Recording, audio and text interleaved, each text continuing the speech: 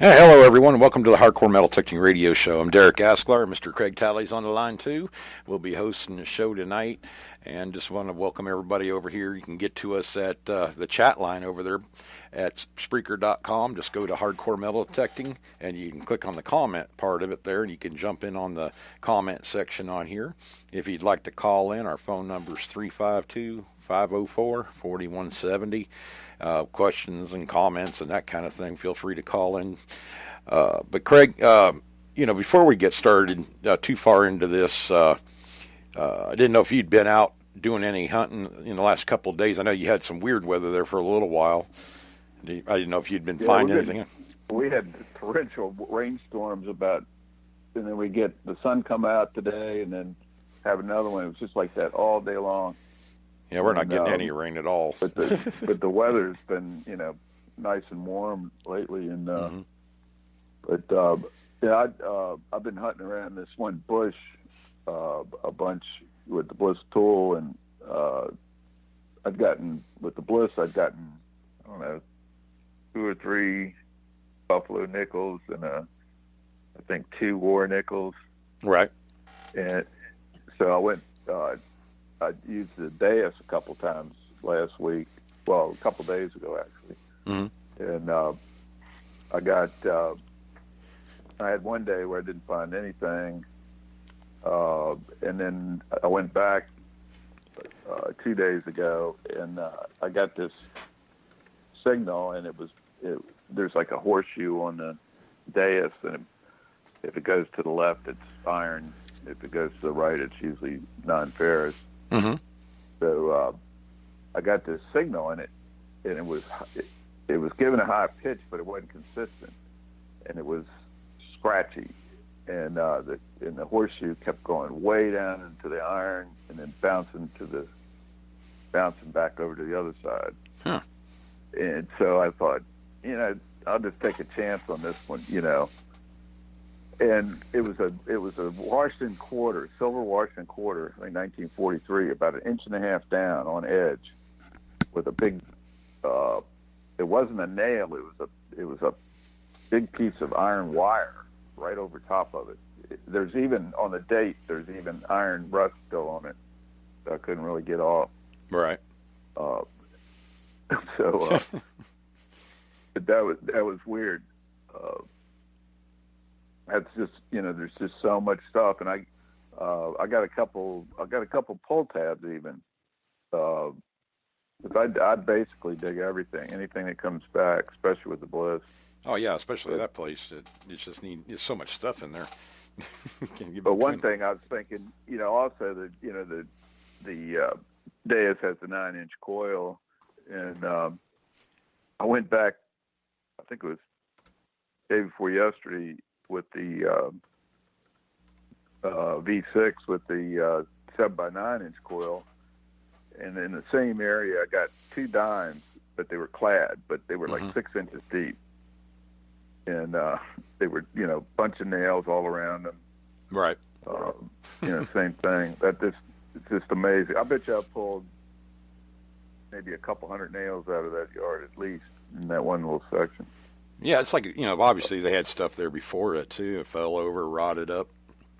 I know you got a ton of glass and everything, too. So I saw that bottle. I think it was a bottle I didn't have the sound on, but the video you posted up, I think Mike found the bottle.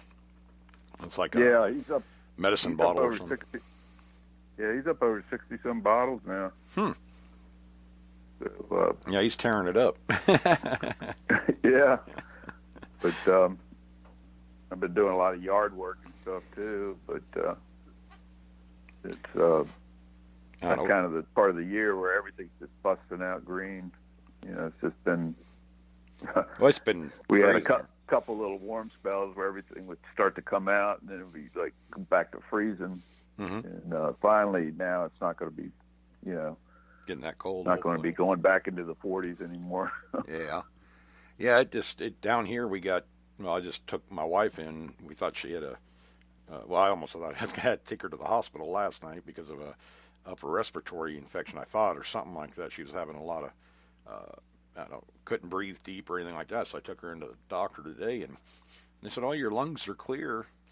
You have really bad allergies, and because of the stuff my wife has going on, she can't take a lot of, like allergy medicine and stuff like that because it'll mess with her kidneys and stuff. So they put her on just a regular medicine, but a lot of people are having a problem with this, and it's been since the hurricane. We have, and everybody thought they were so pretty. Oops, sorry about that stuff falling over here. But we have all these purple and pink flowers coming up on the side of the road, like somebody planted flowers everywhere. It's not. It's ragweed. It's just stuff that we really haven't had a problem with in the past. It's blooming everywhere. Everything is blooming. We don't have the same like the bugs and stuff that usually come out at a certain time of year. The caterpillars. We have some oak worms and stuff like that. They never. I saw one, and usually you see thousands. They actually come out of the oak trees. But I think that all that wind and blowing and the old trees breaking open. A lot of them are hollow in the center. And now everybody seems to be, getting this weird allergy thing. It seems like it's a cold, and it's not. But yeah, it's a mess. But I just put it up on Hardcore Facebook page. I saw it on Kentucky Dirt Diggers page about the ticks that they found. Hang on a second, guys. I think we're going to get a caller here. Hey, you're live on the air. Who we got there? Hi, it's George. Hey, George, how's it going? Good, not bad. You got a discussion on metal detectors tonight? Yes, sir. We were just kind of starting up the show, getting everybody a chance to link in and everything, and we were going to start talking about some detectors I've been testing out here. Okay. Yeah. Can I hang on and listen in? Or yeah, I'm sure. You're more than welcome to. More than welcome to. Yeah. Are you a avid detectorist, or have you been out a lot, or you? I am. Yeah. No, I'm calling from Toronto, actually. Oh wow, up in Canada. So, yeah. What kind of detector are you using? Go ahead. An XP. XP Deus. Okay, an Craig. XP Deuce. Deuce. Yeah. Yeah, Craig uses that. Deus. Yeah. But yeah, you're welcome. Yeah, I got one. They're pretty good machines. Yeah, I do most of my detecting in New Hampshire with my son. Oh, okay. So. That's a good area too. We actually have one of our listeners, Brandon. You probably hear him on here. He's right there in New Hampshire. Does a lot of hunting there in basement cellar holes and stuff. So they may know each other. That's you never right. know. Right. But yeah, I was just going to tell him. I posted up a article I found on Kentucky Dirt Digging Facebook page or group. I joined up with them, and a guy posted up a article about the ticks. They're exotic ticks. They're finding them in New Jersey, and they could actually kill you in 48 hours. Or they could, it said. Oh, really? Right? Yeah, I haven't read the whole article because I just posted it up an hour or so ago, and I've been slammed. But yeah, now we don't have to worry about Lyme disease now. Now we have to worry about some rogue foreign tick. It's like, God, it's not bad. Oh, yeah. I got bit while I was down in New Hampshire 3 years ago. And I ended up on Cipro and an IV drip for 10 days that I walked around with. So I picked it off my elbow. Yeah. I didn't realize what it was. Mm-hmm. And I'm talking to my son, and he's going, no, that was a tick. So the redness started to go down my arm, and so I went over to Emerge and got the shots, and I was on IV for like 2 weeks or more. Jeez, yeah, it's bad. I actually I was out doing some yard work or something. I got a tick on me about a week ago, and it was right like on my lower rib in the back. And, I didn't, it's not a place where you can actually really feel real good. And my wife got it off me. The biggest thing is get the head out of there. And if you pull straight back with a pair of tweezers or something, they have a tool they say works, but just, get somebody to do it for you. But yeah, you might have not got the whole head out of there or something too. And you never know. I didn't. I left half of it behind. Oh, goodness. That's probably why you got so sick. You got to get that head out of there. And usually if you just, there's YouTube videos on it. And I actually watched it. We knew how to do it anyways, but I was just checking, and you just pull it straight out. But it bit on me for for about 6-7 hours anyways. And I'm like, what the heck is this? And I haven't been hit by a tick in a long time, but very strange. But I guess. Go ahead. Yeah. Yeah, that was the weekend I found a half rial with a hole in it, and I brought it back and got an earring stud Hmm. and mounted it as a tie tack or as a lapel pin. Oh, okay. Wore that for 2 weeks, so I had to brag about the half rial and Yeah. my bite, and Hmm. Oh, yeah. I went and lost it on I lost it on my way for a coffee. Oh, man. Now you got to go Really? find it again. God. Oh, that's my luck, brother. That's my luck. Yeah, Now you found that it was fun. you're in Toronto, right around Toronto there, huh? Is where you found it at? Yeah, I found the half rial in New Hampshire. Oh, in New Hampshire, New Hampshire. Yeah, I mean, we Yeah. don't. I know we have a lot of listeners up there in Canada, but they've never called in before. I mean, are you? What is your main item that you're kind of wanting to find that up there that I don't know that Uh, is more plentiful yeah. than other Yeah, places? I Yeah, don't know. nothing in particular. I've been doing parks, and I go down to the beach in Toronto here every once in a while. Yeah. But I haven't found anything exciting in Canada. Mind you, I found it was a 1905 Chinese 5-cent piece at a park. Oh, you know more about them so than I do. I know they have a uh, weird hole in the center, most of them. Yeah, yeah. Yeah. So that was interesting. But other than that, What- nothing to speak of. Yeah, because I'm originally from Erie, PA, or just south of Erie, Pennsylvania. So I mean, I've been up into Canada Okay. many times. When I Yeah. drove and everything, and pick up there up in Toronto. But are you finding anything colonial, kind of like from people working their way across way back when, or nothing like that, huh? No, no, I haven't. Yeah. If I was down in the Hamilton area, which is 3/4 of an hour drive from here, maybe an hour, Yeah. there's more relics and war relics in that area. Oh, okay. All right. I was always curious haven't about that done because I'm sure you have older sites up there and old homesteads and There everything are, else. yeah. If Far I can afield. get along the St. Lawrence River down around Brockville, you'll get colonial coins down around there. Oh, okay. That's where where they crossed during the Revolution. But Oh, okay. Like- no, that's the Empire Loyalist country. Ah, okay. Yeah, that's a 5-hour drive. Oh, okay. Yeah, that's a little far. You have to get a hotel room for that one. That's right. By the time That's you drive right. out there. Yeah. But yeah, I guess we could start up. If you want to just hang on the line, you can, or you can listen, via Sure. computer.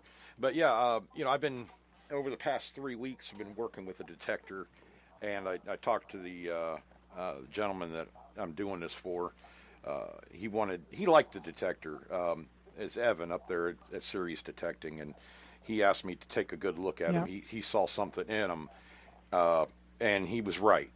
This is actually, you guys are probably familiar with the Technics, right, Craig? Like the pinpointer and stuff like that. Yeah. Yeah, this is Yeah. one of their detectors. It's a Quest metal detector, and it's come into the U.S.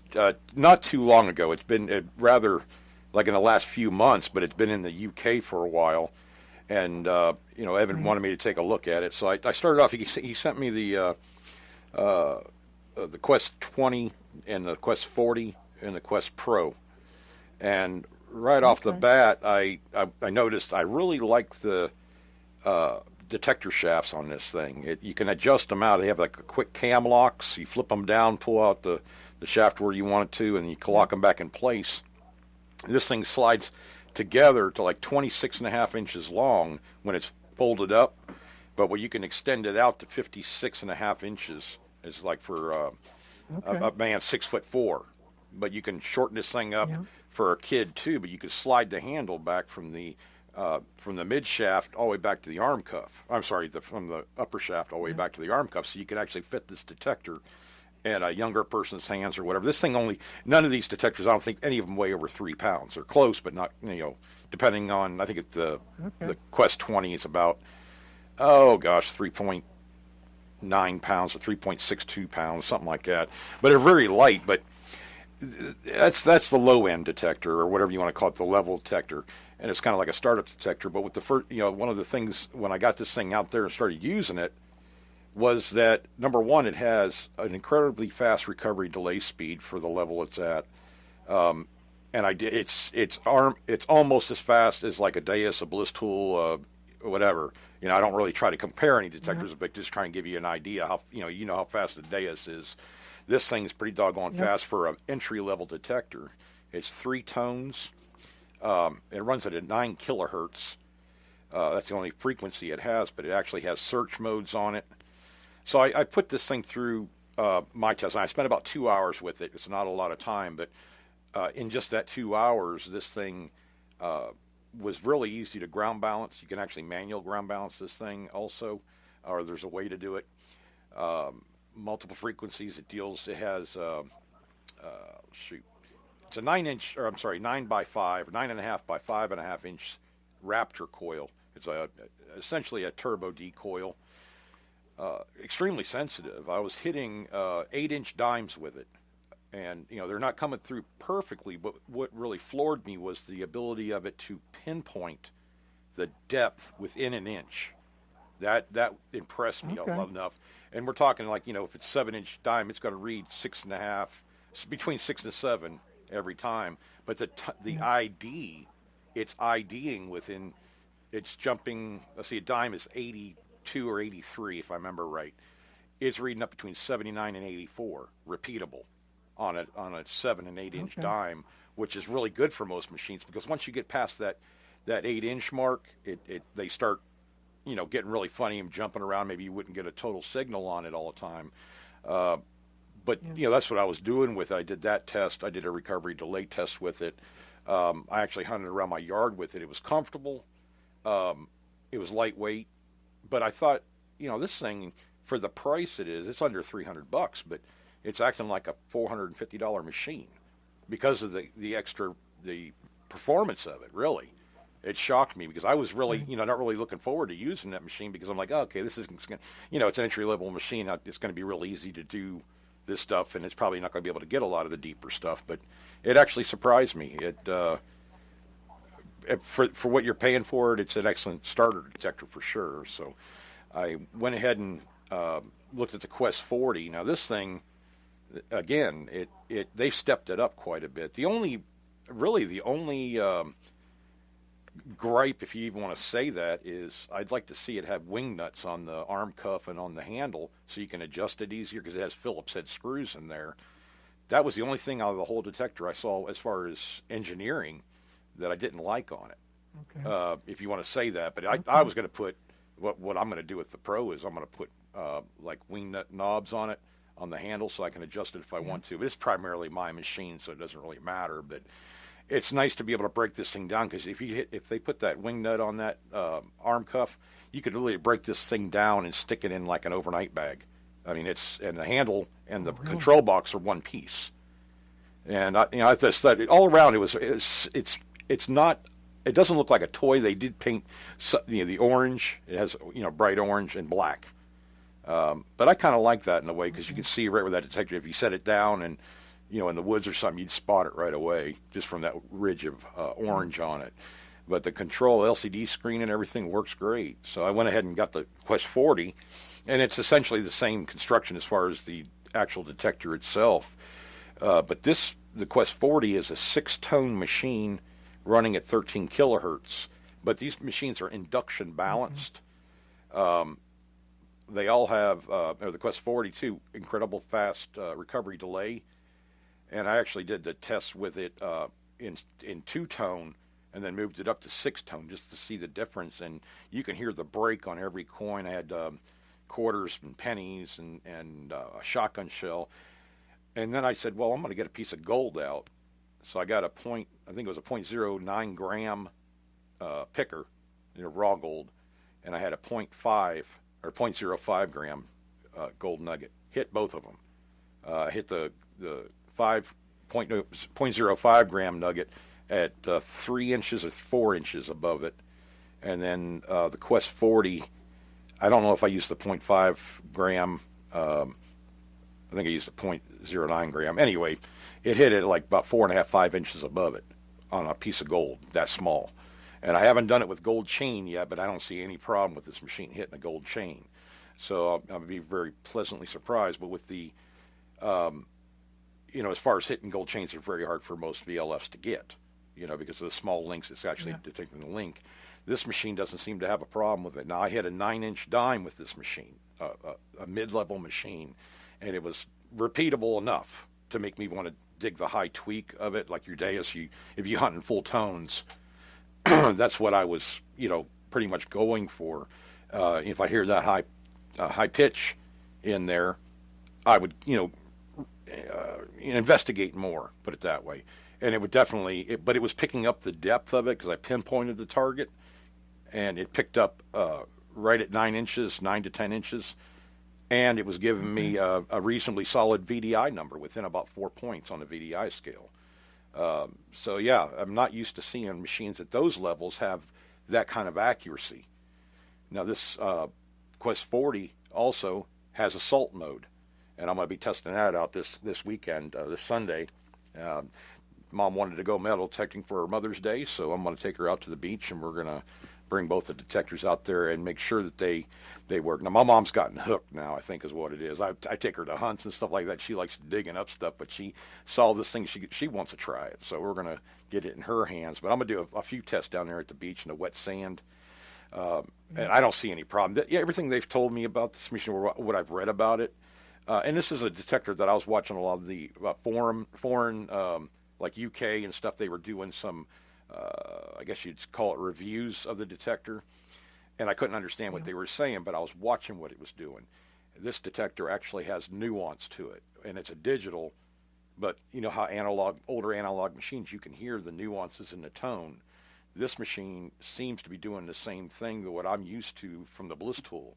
Not the same way, but it definitely has a nuance to the tones. But the other multiple frequency? Yeah, no, it's single. The Quest 40 is a 13 kilohertz induction balanced VLF, so it's only one tone on the mid level. But the performance, it just blew my mind. I mean, usually you don't come across the machine that has all these functions too. It actually has, five or six search modes.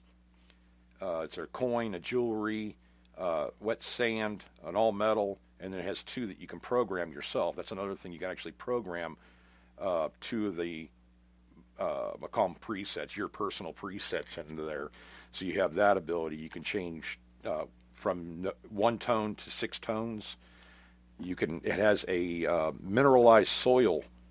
You can actually ground, and I did it in the video that it will be coming out soon sometime whenever they decide to release it. But I actually ground balanced this thing to a hot rock from Culpeper, and then put a Civil War bullet on top of it, and was able to get it like 10 inches above it.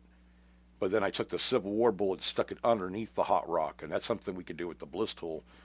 This thing did it.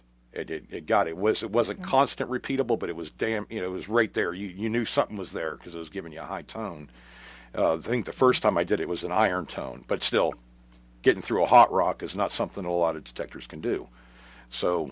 Yeah. That was another thing. Sounds similar to White's M6. Yeah, but definitely 10 times power. I mean, it's this very powerful machine for the level it is. I wouldn't have a problem using this machine as a backup detector, to be honest with you. But it has that. You actually can also. It has a meter, or I'm going to call it a meter, a graphic on the screen that shows you mineralization of your ground, and it will go up. It's not adjusting it for you. You can make it do that. They call it a GC setting. You pretty much pan over with these modes. There's only 3 buttons on this thing, or 4 buttons on it, but they're really easy. It's pretty much a menu button. You go over to it, and you can click on for mineralized ground. Also, it has a frequency offset on it, and I think you can choose between 6 frequency changes to get rid of EMI and Wi-Fi signals and stuff like that. That seems to work pretty good. I was just very shocked that they made a jump, because when I first talked to Craig about this machine, I said, well, they went from a 9 kilohertz to 13 kilohertz. I'm not sure why they did that, but it's a different model. It looks the same, but literally just a different. I think they did to give the lower end machine more depth on coins. Mm-hmm. Yeah, You know, yeah. Yeah, definitely where, hit the coins and stuff like that. Really where they good. pumped up, they pumped up the definitely pumped up the middle line one, but we'll tell them how much that goes for. Doesn't that come with headphones too? Oh yeah, well the Quest 40 comes with the wireless headphones, low lag or whatever, no lag or real low lag headphones that they sell. Actually, I think they're $85 headphones. Comes with the Quest 40, and and they program. They don't have a transmitter. It's built into the machine, so you don't have an extra module or whatever plugged into your headphone jack. It's actually right there, so it can program right to the machine. And they're really nice. I was actually surprised they were comfortable. I'm used to really big headphones like the Killer Bees and Grey Ghost and everything like that, but they linked in just fine. They paired up, and they charge up this machine using a USB cord, but the charge lasts for 30 hours without the wireless headphones and 20 hours with the headphones. But that's a lot of hours. I mean, considering. Now, I haven't really used the headphones a lot, but I just know that they're very low lag if there is a lag at all. So that they were compact, packed nicely. It just seemed to work really good. Now there was something else I was going to tell you all about that machine. Oh, that one right there. See, the Quest 20 comes with that. I'm going to call it a 9x5 Raptor coil. Now you can get the Quest 40. I have an 11 by 9 big coil. They call it a Raptor coil, I believe. That's what it is. The smaller coil is a blade coil. The 11 by 9 is the Raptor, and they're both Turbo D coils. But because these things are induction balanced, I don't know if that has anything to do with it or not. I know that it reacts to ground balancing very easily. Literally just pump the coil slowly an inch above the ground up to 6 inches above the ground, just like you would most of the detectors out there. And it seemed to lock right on. I actually was able to ground balance right to that hot rock with it. And it rating up as a 82, I think. It goes from 0 to 99 on the ground balance and also with the gain. And it took a gain of 85, and it goes to 99, and it was taking it just fine. And I was going to start out like 50 and just leave them all on 50, but I said, well, whatever the ground will take, I'll just make it do it. It was a real simple process. Now, I haven't really messed too much with the Quest Pro, but this machine, I mean, I can kind of go down through it. What made me really just want to check it out is because of the progression of performance from the 20 to the 40. And if these things are this good, I'm thinking, okay, this Pro has got to be a lot better. And from what I've done with it out here, I can't wait to show you or really put it through a test. I haven't had a lot of time to do that, but this thing, it's definitely better than the 40. And we're talking upper mid-level, probably to upper. I say upper level myself, but the prices on these machines are not bad at all. Matter of fact, I think that the Quest Pro is running $799 at Series Detecting, and that's what Evan said. The price was good. He liked what he saw in the description, but unless you get out there and really test it, you don't know. You can't believe all what you see. You get out there and put it to a test, and that's what I did. And I really didn't. What's that? What are the frequencies on the Pro? What's the difference between the Pro and the other model? Oh, yeah. The Pro is actually a 3-frequency. You can run selectable frequencies from 5 kilohertz, 13 kilohertz, and 20 kilohertz. But the first thing that this now the Quest 20 and the Quest Pro are water resistant, and the way they put it, you can go through a rainstorm with it and be fine, but you don't want to submerge it in water. Okay. So that was one of the things. But the coil's waterproof. Yeah, the coil's waterproof, of course. So you don't want to take it in, throw it in the water. Obviously, it'll break it. But with the Quest Pro, this thing is totally waterproof. You can actually take this thing 16 feet under the water if you wanted to, and you're not going to hurt the machine. Where I thought that was pretty cool. The depth of, it's the Pro. Yeah. Now it also it actually comes with, and I haven't tried this yet. It's a built-in Bluetooth module for smart devices. They have a Quest Go app that you can download on Android, and it can even, you could program that to follow you, what you do, where you dig your holes, what you're finding, the path you took, the whole 9 yards. If you're into that kind of thing, I'm really not. These all have built-in LiPo batteries too, so you don't have to you replace batteries all the time. You're just charging up the one you got. And this one also, charges up the same, 20 hours with the wireless headphones and 30 hours without it. But it has 5 shortcut search programs. We're calling them presets, and it has 2 that you can program yourself. I'm trying to remember here. Hang on one second, guys. I just need to get this one page up here because I want to tell you guys this. I'll shoot where to go. Have coil covers? Yes, all have coil covers. They have screen protectors. They come with a few other ditties like hats and fine bags. I'm not sure about the Quest 20. It didn't come with one, but the other ones do. Some of the search modes alone is jewelry mode, a coin mode, a gold field mode, a beach mode, a catch mode, and then 2 modes for customized settings. The recovery delay on these machines kind of goes with the mode that you're in.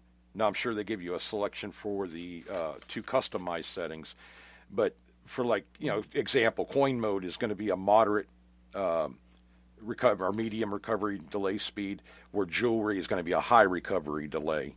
And the catch mode, it's for it's a middle recovery speed, so it's probably a little bit lower than the coin mode, but that's the amount of time it takes to hit a target and let go of one target and go to the next. But you don't want to shorten that too much, because in deep items you may lose if it's too quick. So they've kind of incorporated that into the programming on this, which is actually really nice. It's really fast. I was totally shocked about how fast it was. Now this it's a 4-tone selectable on the Quest Pro. I thought that the 6 tones was nice, okay, but really as you become a veteran hunter or whatever, you want to know where the iron is. You may want to know where the mid stuff is, like the pull tabs, that kind of thing. I didn't see a need for 6 tones, but I mean, some people use that. It does help you in some sense of as far as knowing what you're digging. With me, as long as it's non-ferrous, like gold, silver, copper, whatever, I'm going to dig it up anyway. So to me, a 6-tone didn't really matter. The 3 or 4-tone is fine. Now these have all of these. Well, the Quest 40 and the Quest Pro have a Sinfen. Oh gosh, it's a crazy name on it. FESEN, FENSEN button, and essentially it's supposed to help you. And I saw a video on this. The guy was trying to explain what it does. It's really for really high trash areas. It may get a little bit noisy, but what it's doing, and the way they explain it in the manual here, this is my take on it. It's a sense of ferrous. In a trashy area, some good signals may be muted together by other iron signals. So a user can turn on this function and have more of a chance to hear good signals, but it may cause more noise, is what they're saying. Now, when the guy did the test with this on the Quest 40, he was using I think it was a coin and a nail, and he was running it over the coil, and you could actually hear the coin. It was a high-pitched, definitely repeatable signal, but it was right next to iron, and it had that iron grunt at the end of it. When the guy hit the button to switch over, he was hearing primarily iron signal, but with the high tweak in there. And he said, well, I don't know if I'd ever use that or not, because I would probably walk on that. But he was actually using it, I'm not going to say the wrong way, but the way that I would use that. This is to sense for ferrous material, iron signals. But to give you that little bit of information, if you're hearing something else with it, that means that there's non-ferrous with it. So I think he misunderstood it, and I did too at first. But this is just to help you understand that there is something else in the hole besides the iron. And I had never really seen that function or listed this way, but you actually can control that. You also have what they call tone space. A user is able to set in the start menu middle tones to high tones, but when the tone space menu has been selected, up and down, you choose the points at where it starts and stops. So in other words, if you want it to start at a 30 and end at a 40 on that tone, you can choose that too. And these are more in depth. You don't have to use this stuff, but it's really nice to see that they have a lot of these different adjustments on it. Like I said, it weighs under 3 pounds, and it waterproof. It does come with the blade coil and the Raptor coil, so it comes with both coils for that price too. But all around, I mean, I haven't used it yet, so I can't really tell you. But with the other two, as good as they've been, it actually shocked me. So, I called Evan and I told him, heck. So when you said, when you said blade coil and other coil, they're both double D coils? Yeah, they're both. They're calling them a turbo D coil. One is the blade coil is a 9.5 inch by 5.5 inch, and then the Raptor coil is an 11 by 9. Let me make sure I got that right here. Yeah, 11 inch by 9 inch wide scan turbo D coil. Yeah. But they're actually, it just surprised me. Now this thing pinpoints right where the detector shaft goes into the coil, right where it connects, like a lot of the detectors do. It is just so quick. You can get right in there and you can lock onto one target, even though you got another target like 3 inches over. That really kind of surprised me too, the sensitivity of this machine. Now it doesn't necessarily have a gain; it has more of a sensitivity knob.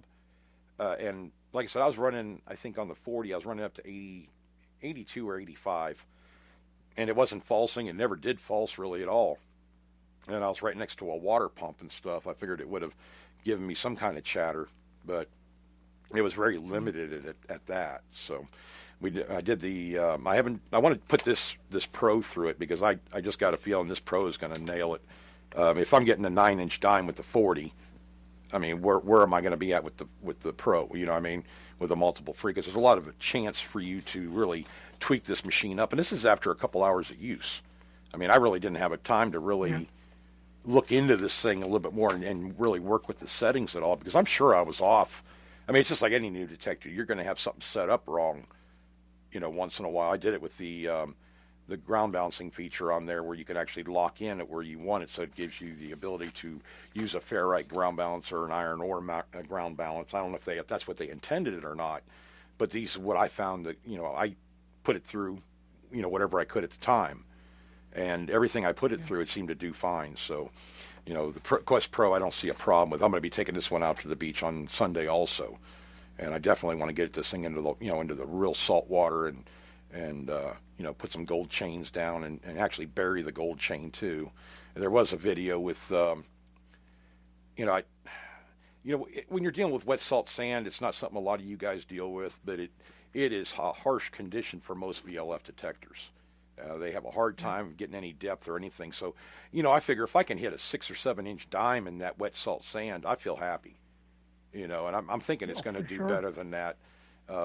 Everything else has been very calm on this thing, and it just kind of, it was a pleasant surprise. Because Craig, I talked to you and I sent you the one thing there to look at, and I mean, what did you think? I mean, just from what I put on there, were you seeing what I was talking about? Well, I've actually, looked around on the internet, and there's, I'm not going to mention the name, but there's a forum that's got the Quest on it, and there was only maybe one guy, I think, that had one, and he was raving about it. I mean, he said that for the price, it was going to kill the Deus.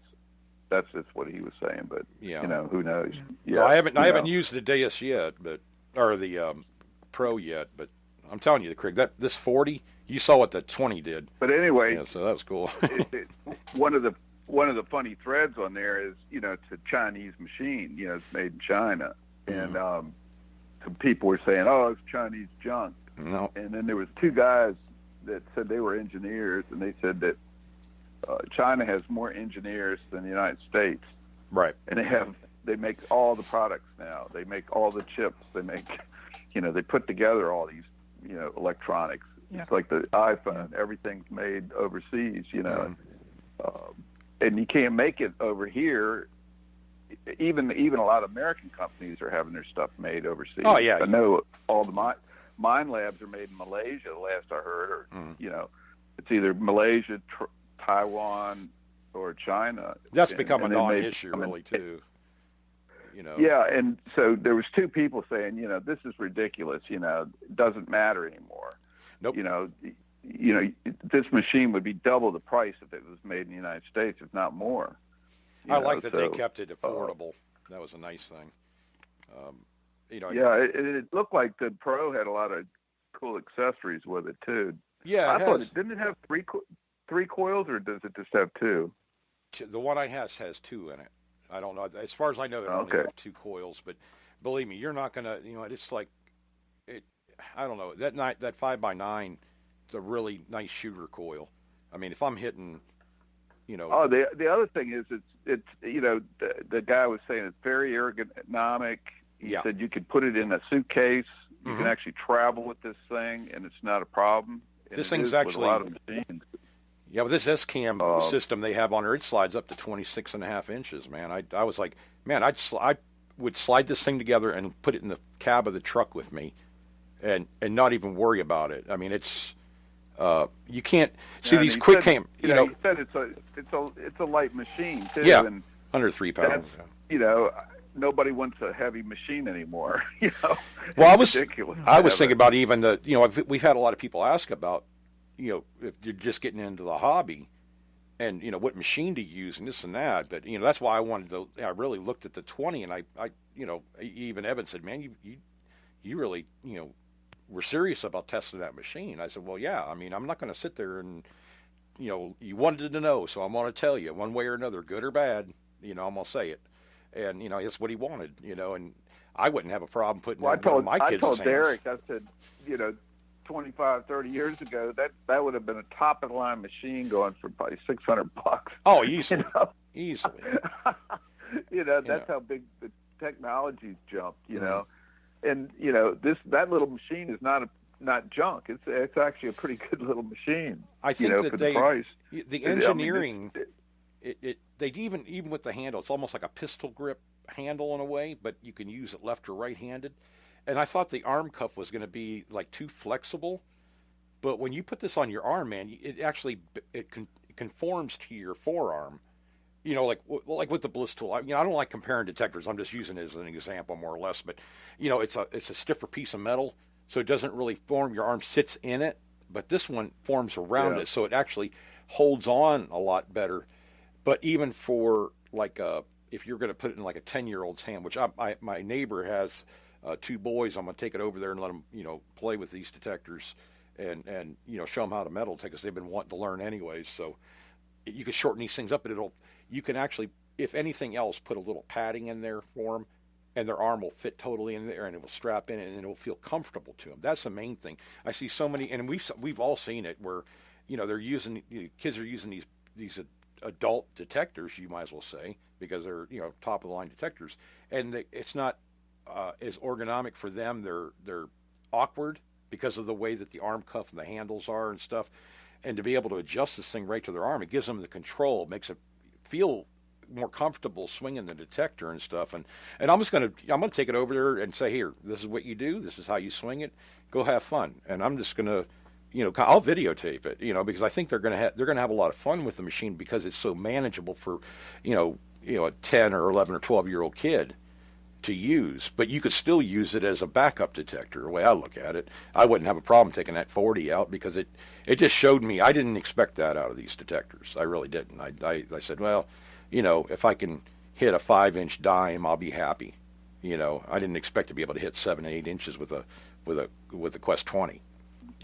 So, it is what it is. I mean, I'm just throwing it out there, but I really didn't see any, engineering-wise, they actually improved these machines considerably. And I don't know, Craig, you mentioned it too, about the circuitry and the chips and stuff that are going into these newer machines. I think they've gotten a lot less expensive to put, as far as buying the actual circuitry. Maybe that's what it is, and it has more function to it. They can actually do more with these machines. But even with all the competition, with chips in general, with the phones and everything, the computers, they're getting faster and faster and smaller and more efficient and less power. So, Well, it's just going to get better and better. Detectnics is the company to watch. That's the big breakthrough in the last 5 or 6, 8 years. The big breakthrough is speed on the machines now. Right. It's not really depth; it's more of the speed. I think they found a happy medium between, because when you increase the recovery delay speed, in the past you sacrifice depth sometimes with that when you get too fast on the recovery delay.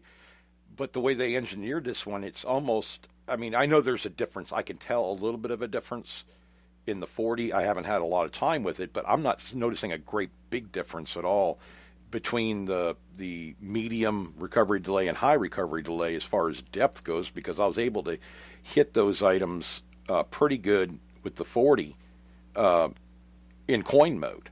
I was getting repeatable signals. It still pinpointed good. The all metal mode in this thing is very good compared to what I've seen and what I know of some of the other detectors out there. It's very comparable to a upper mid-level machine. So like I said, I wouldn't have a problem using this Quest Pro.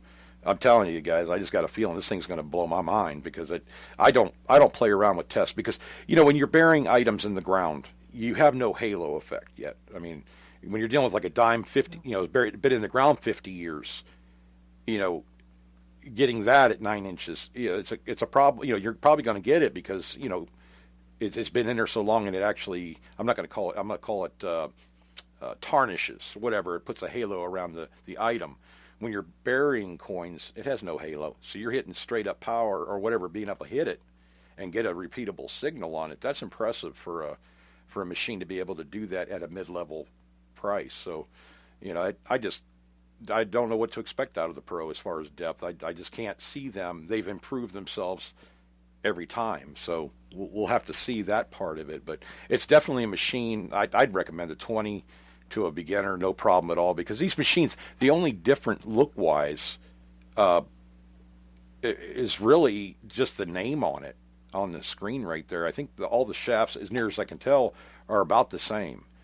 And it's the same hard construction. They have these square, it's not a round tube, it's like a square with rounded edges on the detector shafts. Yeah. And you flip these levers down. It's just probably just like the Deus, Craig, isn't it? The way it flips down, or similar. It's similar, yeah. Yeah, it's different, looks wise and everything, but it's a similar process. But it's so easy to slide. If you ever guys, a lot of you guys use, like with the bliss tool, just using an example, it has the spin cams or whatever. You got to tighten them down and everything. Then if you want to shorten the machine all the way up, you got to unscrew that and you hit the safety button and slide the thing down. It always catches on every hole unless you turn the shaft a little bit more. All this stuff. With most of the detectors I've had, this thing within 30 seconds, I have this thing ready to go, and they put a strap on and I never even thought about doing this. I've lost so many coil cable, Velcro, clamps or whatever, the strap you put to hold the coil cable on, Craig. I've lost those, all the time. Well, every detector I had, but they actually have one that you run the coil cable through, and it hangs there, but you can actually leave the coil cable not wrapped around the machine at all. When you're using it, or not when you're using it, but when you first take it out, you have it all folded up, and just unstrap the cable, and it hangs free. Slide it out to the length you want it, clamp it down, and then you take that Velcro strap that's connected to the coil cable, pull it out to the apex where it's even on both sides, wrap it 3 times, boom, you're done. You don't have to sit there and disconnect the coil cable, wrap it around, reconnect it like you do on a lot of the detectors I've used anyway. So it was very, wasn't time consuming at all. So the design, they actually used their heads when they put this thing together. When did they arrive in North America? I heard about them. I think it was like 3 months ago, if that. And okay. And about a month ago is when I got a friend. Well, Evan is a friend of mine. He wanted me to check them out and see if they were everything he thought they were. And I like Evan. He's a good guy. He's a straight shooter. But when I see some other detectors that I've used with the depth meter, and I don't really use it too much, but when you pinpoint, you see the depth, and there some of them are like 3 or 4 inches off on depth, no matter what target you're getting. This one was within an inch just about every single time I used it, And I was like, wow, on a low level detector, because usually you don't get that kind of performance. So yeah, I've been really excited. I've been wanting to tell you guys for like 3 weeks now, but I wanted to clear it with Evan and all that stuff. It's just, I wanted you guys to know because a lot of people have been talking about it. So as far as getting a detector, so yeah, I definitely I'm going to really be, hopefully, next Thursday night I'll definitely have a lot of information for you guys on the Pro. I didn't want to start with that one. I wanted to start with the lowest level detector to begin with. It's been killing me. It was killing me not to use the Pro. And Craig was laughing at me. He says, "Have you taken the other detectors out yet?" I said, "No, I'm still using the 20." It's like, but I'm having fun. But I'm sitting there looking at him, and go, "Man," I said, this one does this good. I can't wait to get to the next one."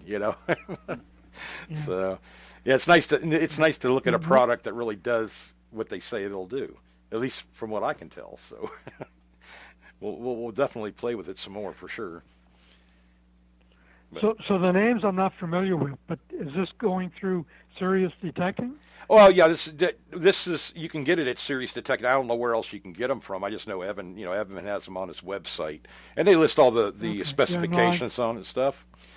And I think Evan ships to Canada. Oh, okay, yeah, he's always treated me really good.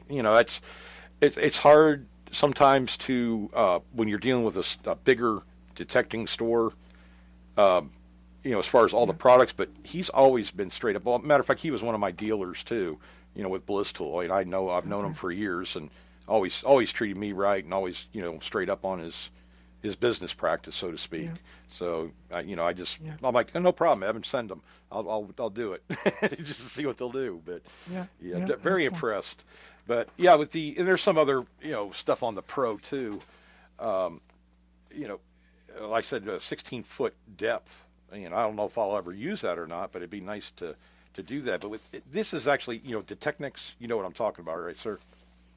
Pinpointers and stuff. They've always had the products that I've bought from them have always been durable. I still have the pinpointer. I've had it for 2 years, and shoot, it's never let me down at all. So. Yeah, I got same with me. Yeah, it's a good price. It's the best price one too for the money. Yeah, I think it's like $85 or something for a pinpointer. A lot of them are up there, 125, 100, or all the way up, really. But for what you get, I've got the scuba detector. Oh yeah, the waterproof one, huh? Yeah. Even with that, I've seen guys take these Detectnic pinpointers, the regular ones, and just seal up that speaker on it, with silicone or whatever, and run them under the water, no problem. I don't really see any. It has a gasket and everything where you put the battery in, so what the heck, I guess they're not having any problems with it. I've never had a problem with mine, so if anything else is silicone or not silicone, but silicone grease. Yeah, or you could use I've seen guys use duct tape. I'd probably use a combination if I was going to do it, but I just like the pinpointer because it will pinpoint a dime. It's pulse induction too. That helps, but it'll get like 4 inches away from a dime, Craig, before it goes off. It's just the right amount of depth with the pinpointer. Because I don't need a second metal detector. As far as that goes, this pinpointer, 4 inches. It gets faster and faster on the sound until you get to the item. So it just kind of lets you know in the sidewalls and stuff of a hole. It's real simple to use. I usually don't have a problem out of it at all compared to a couple of the other ones I've had. So, kind of go with that. But they've done a good job on this detector. I wasn't sure at first. Craig was, kind of laughing at me about that too. I said, I'm watching these videos and I can't understand a word they're saying. But by golly, I said I like what I hear out of the detector. I think Deep Digger Dan did a couple of videos with the Quest. Yeah, I saw his video last year, and he liked the machine pretty much. He thought it was pretty good. Yeah, he didn't have a lot of time to spend with it either. I mean, he spent more of a time showing the machine. And in performance-wise, I didn't see very many videos. I think he went to the beach with it, and it worked fine. But as far as settings go, I don't think he really had a chance to really put it through its paces either. But I was glad to see he put out the best, over in the UK or whatever. Deep Digger Dan, a lot of you guys know him. He's a funny guy anyways. But it was a very serious video with him. You could tell it was a different attitude, and I like that. He was pretty serious about the detector itself. So I think he's going to really like it too once he gets it out there and really starts using it more often. But yeah, initial, very good. So excellent. Thank you very much for the conversation and yes, sir. and all about the Quest. I'm going to check it out on the web. Oh, all right. Yep, definitely. All right. Thanks for calling in. Yeah, call in anytime, brother. Take care. All righty. Bye.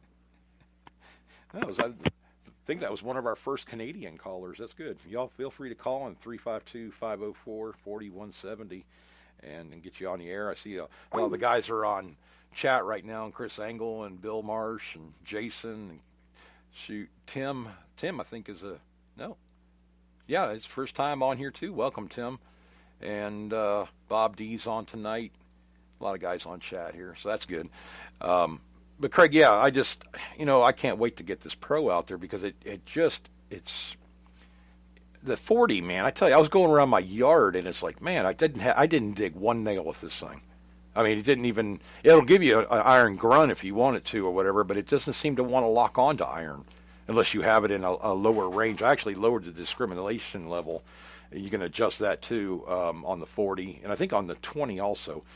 I lowered it down to 10 because usually anything iron will read up like 25 to 30 somewhere on the VDI scale. I think I had some lug nuts on the ground. I just threw them on the ground and it was at 35, but it was still giving an iron grunt on them. But it wasn't very repeatable. That's one thing I did notice too. When you have that discrimination up a little higher, it almost breaks off. It lets go of the target. You know what I mean? Like you speed up the coil, it won't lock on like the Blissful does. Yeah. That impressed me. I was like, okay, that's something a little bit different than what I've seen. And it does have, and I usually say I don't like it, but this one actually does give you an overload signal, but you have to be within about a half an inch of a quarter, do that. It has that weird sound. But if you lift the coil off of that, like maybe another quarter inch, then it starts giving you a total target ID and depth and everything. So the way I looked at it was like the double beep on the Bliss tool. I know it's a shallow target. And, I just lift it up a little bit, bam, it tells me, good or bad or indifferent, whatever it is. I usually still dig those targets because they're so shallow if it is a big piece of iron or something. But I haven't had a problem with that yet. I do need to test this thing out on, I want to get pull tabs and nickels just to see what it'll do, what they're reading up at, and the nuance in this on this 40. You can aluminum was given a tinnier sound, but I also noticed you lift the coil up, like if you're detecting a 5-inch, I don't know, penny, doesn't really matter. But if you lift the coil up, it's giving you the same tone, but as you get like 5 or 6 inches above the ground, you start noticing it's a very tinny ending to the signal. But you can kind of judge depth like that too. You almost don't even need to pinpoint with it. After you use it a few times, you'll get that sound there. Okay, well, I don't even need to pinpoint, know where it is. It's pretty accurate that way too. And I don't see that changing with the Pro either. I mean, I definitely want to see this. I really want to take it out here to my test garden, that chain link fence test. That would really impress me if I was able to get those quarters. And this thing's fast enough, and it seems to have enough time. Now, I was able to lay a nail across the quarter. I did that test with the 40. I didn't film it or whatever, but it was able to get the quarter, with the nail sitting on top of it. But if I crisscross the nails, it wouldn't. But it was still letting me know something. There was a high tweak in there, but it wasn't. I don't know. I may have dug it, may have not. But that was the only test that I did that I never expected it to be able to do what it did, anyways. So I mean, it was a pleasure, anyways, to use the machine. So yeah, it definitely wouldn't be a bad machine to have as a backup machine. I think they're under $500 too. I mean, it's pretty cheap. And the Quest 20 is under, I think it's $250, Craig, wasn't it? Well, we'll say under 300. Under 300. I thought it was 250. What? I don't know. Yeah, 259, I think, or something. You said. Yeah. Mm-hmm. But yeah, it was just it's a pleasurable experience. I didn't expect that. I really expected the low end to be a totally just like basic or like everybody else at that level. And it was definitely a step above for sure, a couple steps really. So I wouldn't have a problem.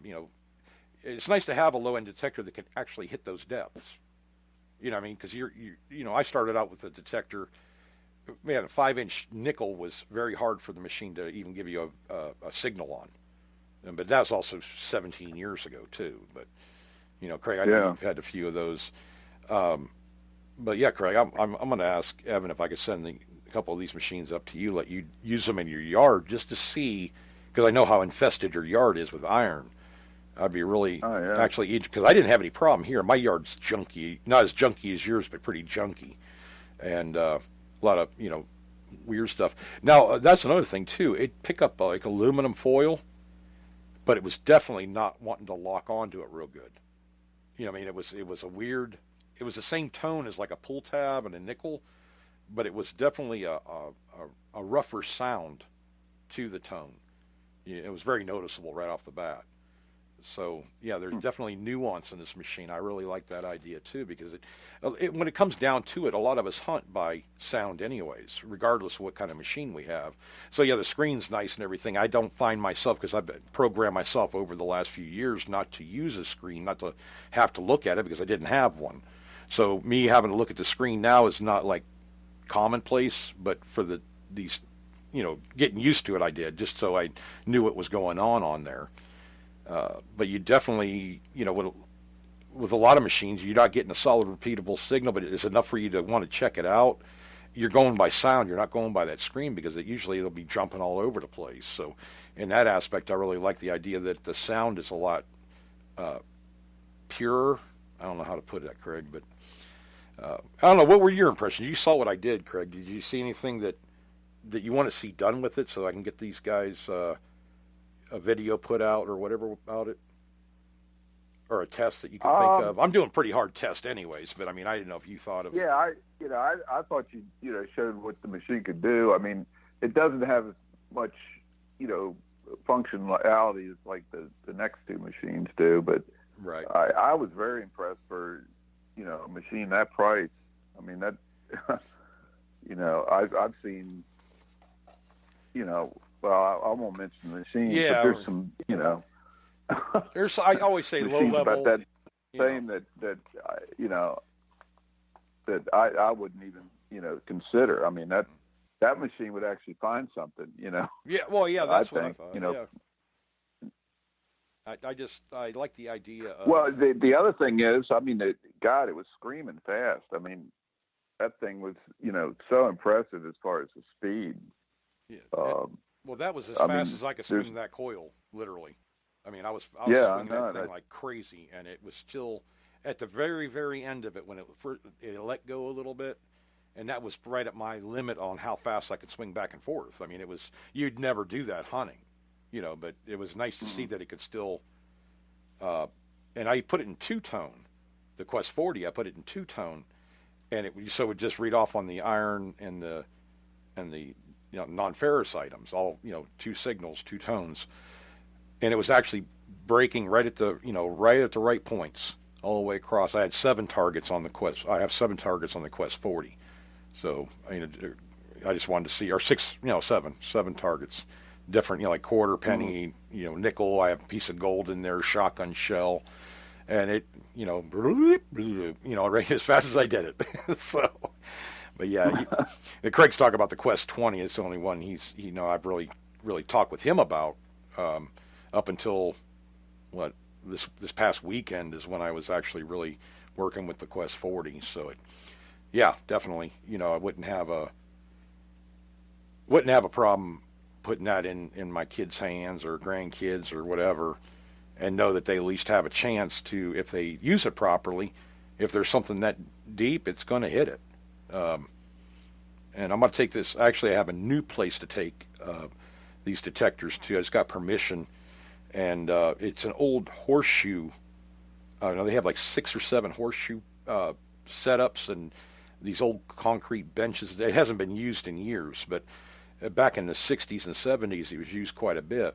Horseshoe competitions and stuff. It sounds weird, but that's literally what it is. So I got permission on that place, and I don't know, what we'll find. I'm sure we'll find a ton of beer tops and stuff like that, but the chances of finding some, at least some good change and maybe some silver out of there would be pretty good. So I kind of want to take them in there and just kind of do an area and see between the the three detectors how well they rate against each other. Whether the 40 can outdo the 20 as far as actually finding things. I think that's important with a lot of these comparison tests and stuff. I don't really, Craig, we kind of steered away from comparison tests for the most part because it all depends on who's using the machines, kind of. But I try to set mine up where I pick a 20-foot by 20-foot area and metal detect it with one detector and then go over this, and mark the targets. Don't dig them up, just mark them with like wooden golf tees, and then go over with another detector that you use and, mark the target. Every target you get that you would dig, mark it. And then at the end of it, you find out which machine actually found what and if it was good or bad. So to me, that was more of a fair testing scenario than just burying stuff and seeing if it can hit it. So that's why I wanted to put it through a real life test too. And, just shoot some of these videos. I actually have a couple more detectors that I got to look at also. But, I'm very pleasantly surprised. I guess you guys can figure that out already. But I've been dying to talk about this thing for 2 weeks now at least. So, I'm going to be getting with Evan, seeing, he wanted some other stuff done. He actually wanted me to do more of a video on the screen too, to show how easy it is to make these adjustments on this machine. It's not like it's a ton of menu screens or anything. It's at least on the Quest 40 and the Quest Pro. I don't see it being that much different. It's not going to be like I don't know. I don't want to give out any names, but I mean, you're not going to have a lot of brain cells getting burned up reading the manual. I mean, the Quest 40, I think it's about 8 paragraphs long, Craig, and they're small paragraphs. Mostly the diagrams are illustrated really good. And I just looked at the Quest 40 yesterday when I was out messing with it, and it's the same kind of thing, man. It's illustrated nice. It's not real long. It looks like it's only about maybe not even 10 pages, and they're only half pages, so five total pages with about maybe 20 paragraphs of information, and a lot of it's just the assembly and the warranty cards and stuff like that. I think it comes with 2-year manufacturer's warranty on it too. So it was a very easy read. Didn't take, you could literally, I think, matter of fact, with the Quest 20, I just turned it on and went. I didn't even bother ground balancing it at first. But it took the ground fine. I mean, the settings they have in there are pretty good to start with. So that's about all I have to talk about on that. Talked your dang ears off for 45 minutes at least. Well, you know how I am. Well, about an hour almost. Yeah. Yeah. Well, I don't get a chance to really, when I've tested other metal detectors, if they didn't stand up to what I was told about them or what I read about them, we didn't really push them because me and Craig buy other metal detectors and we test them out because I want the best. I want to use the best detector I can. And, for the job I want to, add it to my arsenal, so to speak. And we just haven't had anything that we've used that really outshines other detectors at that level, I guess is the way you can put it. It's very user-friendly. And that seems to be one of the biggest things with metal detectors is it's, ease of use, pretty much. How easy is it to set up? How easy is it to get started with it? Some say, turn on and go, but they're not really turn on go. Other ones do, but if you live inside those turn on and go settings and you don't experience how much more power is in that machine and how to control it and make it work for you, then you're kind of limiting yourself. So as you get better with the machine, you're wanting to make adjustments. And, these machines even let me do that. One thing I couldn't really see was, how good is that meter? I couldn't really see it that clearly. Oh, yeah, the meter's fine. I have, that's more my film, I guess you could say my film setup or whatever on my camera. I didn't have that quite set up right, but it's a nice LCD screen. It's black on gray, or on pretty much white, but you can see the numbers really good. I know they don't jump very far. I know I've had a couple other detectors where if you went over a bullet or something like that, and it was at like 6 or 7 inches, you were jumping between 20 and 70. You know, I mean, it wasn't really locking on real good because the detection depth, they couldn't get down deep enough to read it. This machine didn't seem to have that problem. I mean, you actually could, like I said, get a decent depth reading every time with it. And the VDI numbers only jumped, I think, 5 or 6 numbers, except when I got the GoPro near it. When my wife was filming, and she got the camera right up on her to see the screen, and you could hear it. But I don't know what kind of. I also have a Rode mic on there too, so it may be throwing some EMI right directly out of that. I don't know how that works, but yeah, whenever you're holding, if you put your cell phone right up against it, I don't think it would do anything. But as far as the camcorder, it messed with it a little bit. But I probably could have adjusted that out too. But you could read them real good on there, at least when you're using them and everything. And I also have the protective screen on there too, that it's shipped with. You could pull that off there. I didn't really want to do that. But yeah, I mean, it's nice to have that machine. You can just wipe off and pretty much get wet and wipe it off and everything else. It didn't have that luxury with our detector. So as far as getting it wet and everything, couldn't do that. So yeah, definitely a competitor, man. I tell you, for under $800 for the Pro, I haven't even used it yet. I wouldn't have a problem with that, seeing what I've already seen. But I want to get enough information out there so you guys can see it. I think it's worth a look. I definitely want to. There's actually 2 more that I want to tell you about that I'm actually going to be working with too. And this one, I expected pretty good things out of it just from what I saw, but I didn't expect it to be quite this good, actually, Craig. I don't get to say that very often, so it's nice to be able to say that about a product. So, yeah, my hat's off. I look for good things to come out of them. They're good. Definitely have their ducks in a row. I mean, as far as what is needed, the upgrades or the abilities of these machines. I mean, I kind of wanted, and one thing I don't know about that Quest Pro is whether you can run all 3 frequencies at the same time. And I'm not sure on that. I'll have to look at that a little closer because I didn't really mess with that too much. But I'm going to be out there probably tomorrow with it and stuff to really, because I want to get ready for Sunday, make sure I have my ducks in a row for that, take it down there. But as near as I can tell, man, that was another thing, that Quest 40, I put it in beach mode, just the presets, and it was doing really good. It seemed like it was almost better in beach mode. Don't know why. I mean, as far as depth-wise, I mean, it was definitely, but I think it has a slower, it has actually a faster recovery delay on beach. But I don't think that really played into it that much. It's fast anyways. I mean, I don't see where it's that slow. This app is actually pretty cool that they have on with this. You can download the app on your Android, or I'm assuming iPhone too. But it'll even, I guess it's almost like it's, you had your profile avatar and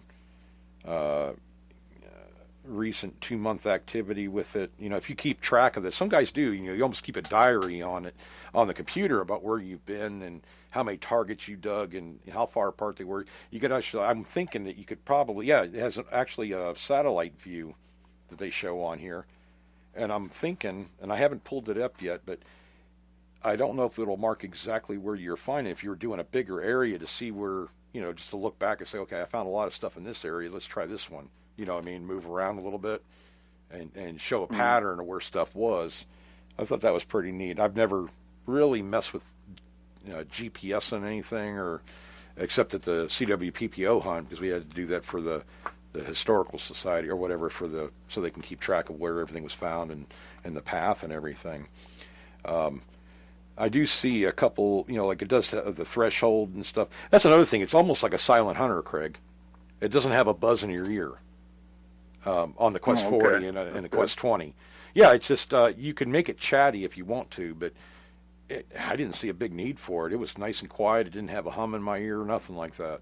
So, and the speakers actually, well, you heard it. It's pretty loud. Yeah.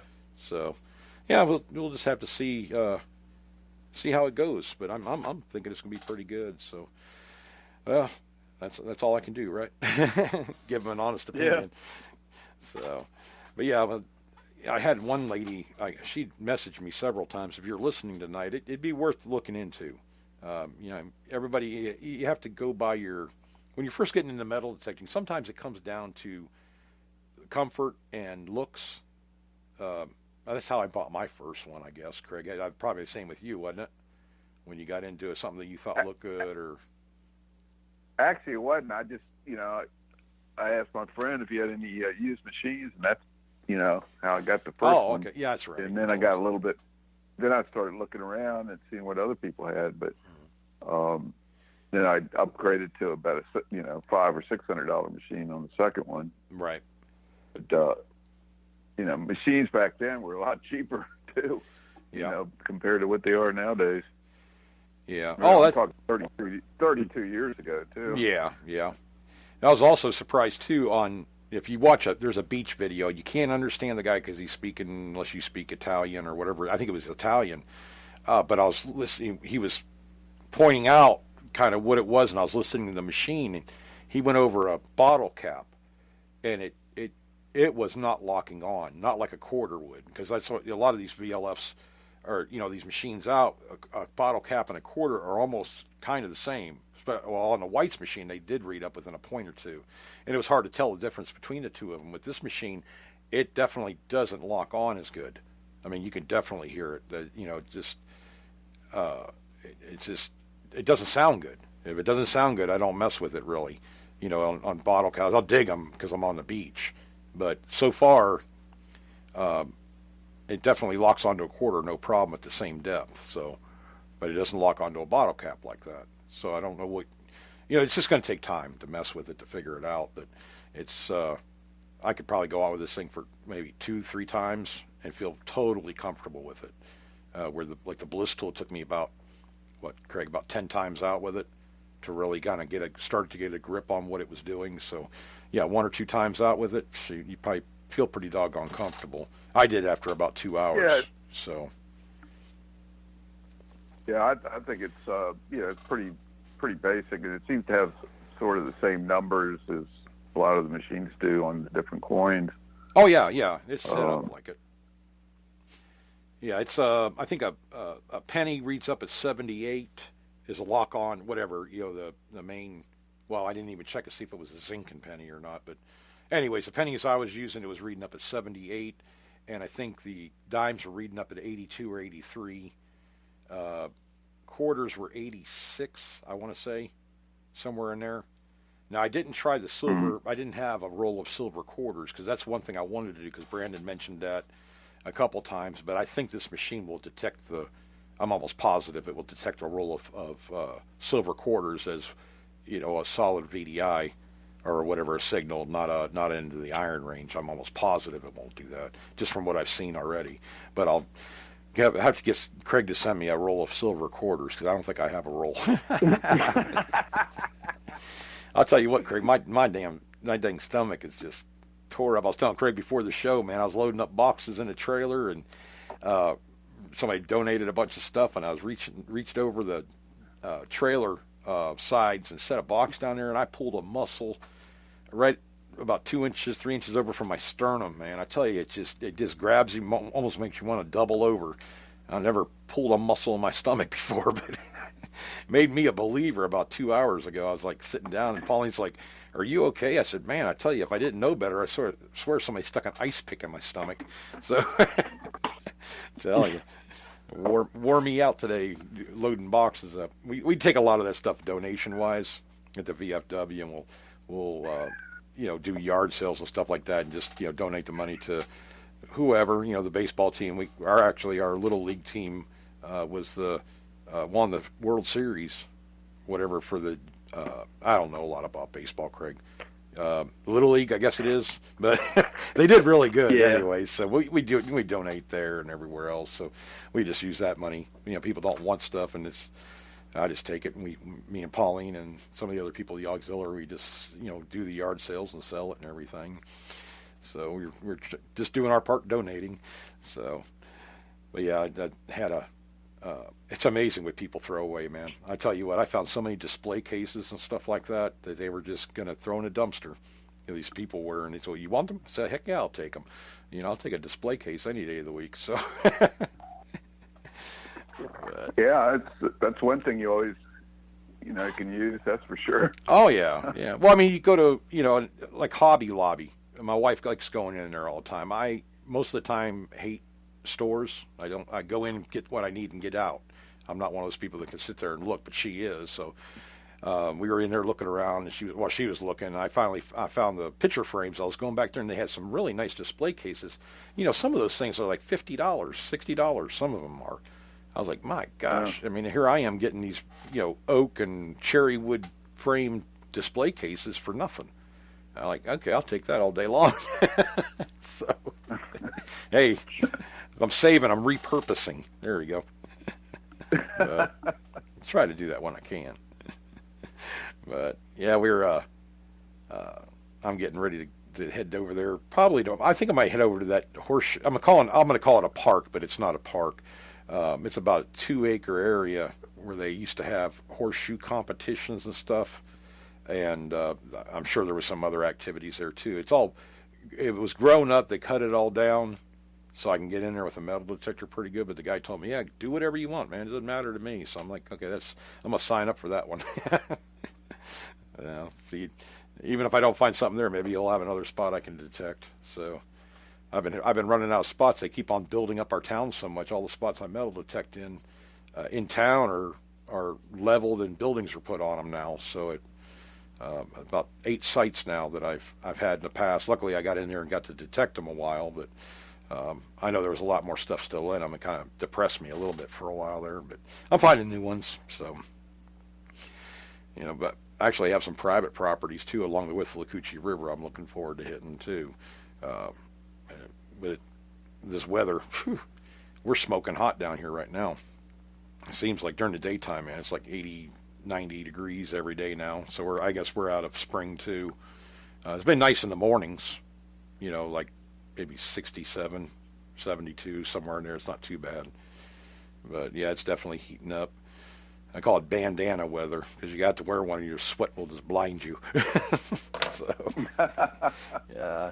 Well, it's not too humid down here. It's just we got up to 92 one day and 90 another day and mid 80s. But today it would have been, probably up into the mid 80s, high 80s if it wasn't raining all the time. Mm-hmm. Just that one rain shower after the next. So. Yeah. Oh, yeah. Bill had a question about the 40. It does have a headphone jack. Also, it has a little round. I'm going to call it a cap. You just pop it off. It's on a tether. That's where you charge up the machine, and right next to it is a headphone jack. So it does have a headphone jack. Also, it comes with wireless headphones, and so does the Pro. But you can use either or. One thing about that Pro was the charger. It's actually like a MacBook Pro where it's a magnetic charger.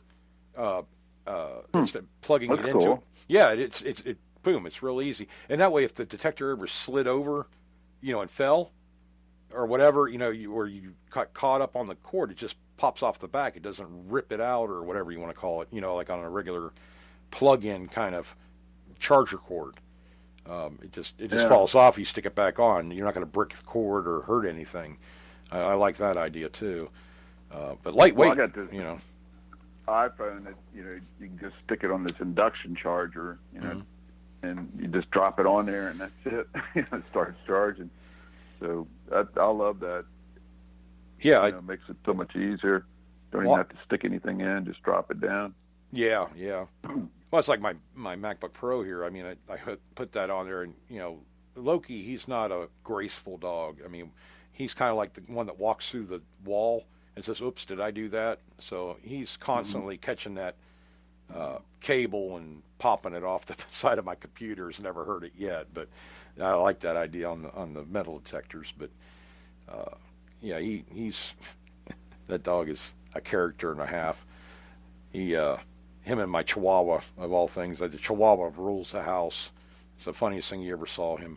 You wake up in the morning and they act like they don't like each other, but when nobody's looking, they're hanging out together all the time. It's funny, sleeping in the same place and everything else. I'm like, okay, we're on to you guys. But yeah, I probably should take him out detecting too. He's a good digger. That dog, I think I put a video up about that, didn't I, Craig? I was digging a hole and he was behind me. He dug 2 foot down almost in like not even 15 seconds. I'm like, oh, this, and I didn't notice him doing it until I turned around. So See, and he actually found something too. That was funny. There was actually a target in the hole. I think it was a drawer pull or something like that. Yeah, he's big. He's almost 100 pounds now. He's a monster. I saw a video, kind of getting off topic, but that's normal for us anyways. But I saw a video, and I think they call it a ape or it's a bulldog, you know, a pit bull, but I think they called it ape dog or something like that. Craig, this thing has a chest. It looks like not a orangutan, but like a gorilla chest, a gorilla dog. Because it's like I'm going to say a foot wide at the chest, between the legs, you know, the front legs. And he looks like a bodybuilder when he runs around. And the dog's happy. I mean, they didn't work him to death. He did it. He exercised himself to that point. It's like he's on steroids. But the dog is friendly and everything else like that. But it looks so odd seeing him. It looks like a gorilla running almost. I have to find that video. A friend of mine showed it to me. And it looked like he could pull. They actually pull with these dogs.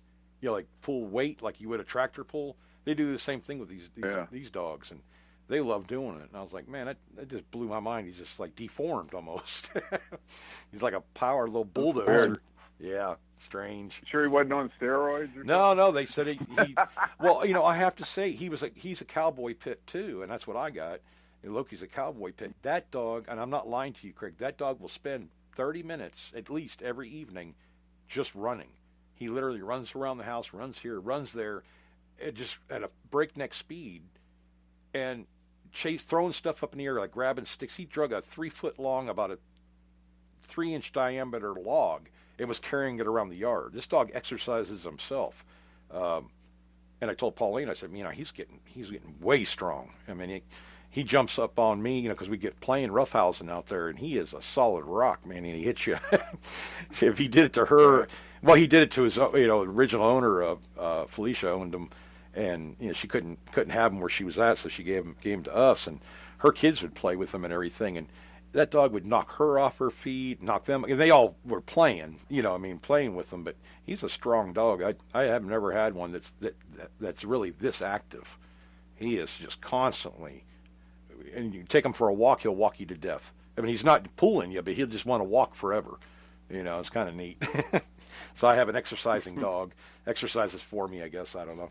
He drags me around pretty good when we're playing around and stuff. But if I were to take him out in public, he's fine. Total gentleman. And kids, he loves them. So, I mean, I couldn't ask for more out of a dog, I tell you.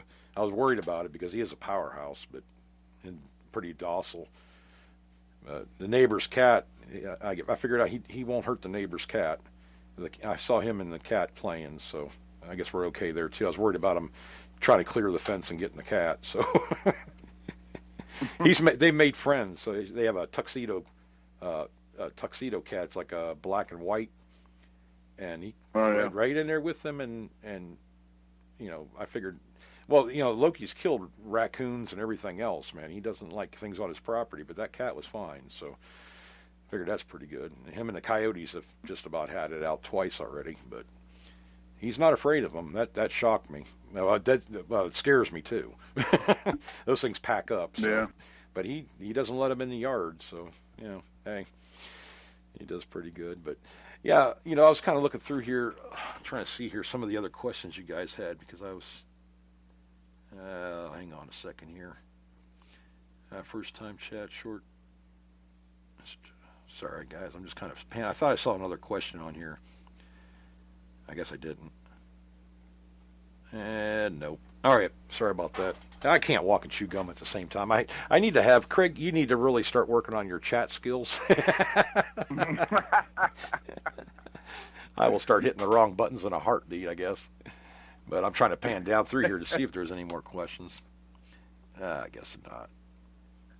But yeah, you know, as far as detectors go, you know, getting started in it, you know, I always say get a low-end detector because you don't know if you're going to like the hobby or not.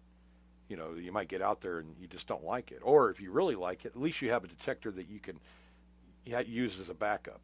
You know, like I said, they're all built the same. You know, frame looks wise, they're all built the same way. But you know, as getting into it, you wouldn't feel bad about using this detector either. So, I like, just get started with one you like, and do a little bit of research on it, and then when you figure out you like the hobby and you want to be more dedicated into it, then that's when you really start talking to your friends on Facebook and forums and stuff like that to get an idea what they're using and if it's something that's going to fit into your hunting style. So I've had that question come up private message to me several times already, and it's find a machine that's lightweight. If you're a smaller person, you don't want to wear your arm out, right off. Get used to it first, because it's different. People think metal technique is no big deal. Let me tell you dig 150 holes in one day and tell me that it's easy, because it's not. Craig and I know when we were climbing up hills and everything else and over railroad track and Buckman's down into the trenches and briar bushes and everything else, and you're digging holes like with a entrenchment shovel, swinging like a samurai warrior. If you're not sore by the end of the day, you're not doing something right. So I get on the beach. You think the beach is easy, but you hunt 4 hours on a beach, and you're pretty well whooped the next day. I mean, walking on that soft sand and stuff like that, and plus you're digging a lot more targets because I don't know. I naturally dig more stuff on the beach, Craig. More targets that I probably wouldn't dig, like in inland hunting. If it goes into the non-ferrous range, anything other than iron, I'm digging it on the beach. You just don't know what the heck it might be. I've dug some weirdest stuff. I don't even know what this stuff is. And I keep it because I don't know what it is. But, like weird gauges and stuff like that. I guess I'm from boats and stuff. Or I actually had marine, like spark plugs, these huge, these things were monstrous spark plugs. I don't even know how that would get on a beach, but you could tell it probably got washed in. But, it was definitely not for a car. It had to have been for a really big unleaded engine. So, yeah, I just dig everything on a beach. But, when you start getting inland hunting, we get a little bit more pickier, because you'd be there all day long at some of those sites. Your yard, you'd be there you've been there for 6 months, so you're still finding good stuff. Actually, in there. It's about 11 months almost now. Yeah, it's been a while. Yeah, and I want to, do that, and I don't want to bring up. There is a product here. It is a metal detector, but it's not a traditional metal detector. I got to kind of look at and see what it can do. I don't know a lot about it yet as far as what its performance is, but I'm definitely going to check it out. If I find good products, I'm going to tell you guys. I'm not getting, I'm not selling this stuff or nothing to you, but I'm just telling you where you can get it at, kind of thing. But as far as testing anything or reviewing anything, I just kind of decided I wasn't going to sit there and unbox, Craig. Anybody can see. I usually say it's packed nice. That's what I do. I want to get into the meat and potatoes of the machines. There'll be plenty of people to do that kind of thing. But if you're ever reviewing a metal detector, do it your own way. I drove myself crazy. You can ask Craig the first week because I couldn't get. When I script anything, I can't do that. Like speaking in front of somebody, if I was reading off a script, I just couldn't do it right. If I was just telling you the way I think about it right off the bat, kind of like the way we do the show, I can kind of just talk about it. Yeah, exactly. That's the way we do it. Bethany was. That's the way I've always done my videos. Right. I don't even really think about a plan before I do it. Particularly. And Bethany told me, she says, pretend like you're talking to Craig and just do the damn video.